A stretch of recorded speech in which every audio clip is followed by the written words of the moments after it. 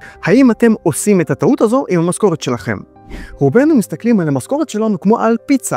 חותכים אותה לחתיכות, וכל חתיכה הולכת למשהו אחר. חתיכה לשכירות או למשכנתה, חתיכה לקניות, חתיכה לבילויים. נשמע הגיוני.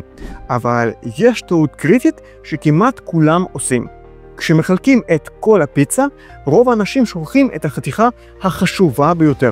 החתיכה שעובדת בשבילכם. תחשבו על זה.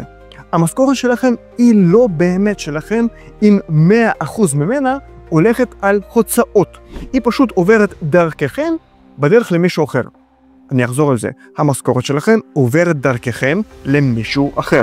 מה צריך לעשות? להפוך את עצמכם לבעלי המניות של המשכורת שלכם. איך? קודם כל, לשלם לעצמכם העתידי, לקחת חלק מהכסף ולהשקיע אותו כדי שיחזור אליכם בעתיד בסכום פי כמה יותר גדול. הרווחתם כסף? אל תעבירו אותו למישהו אחר. תנו לו לעבוד עבורכם. ואת השאר תוציאו על הדברים השוטפים.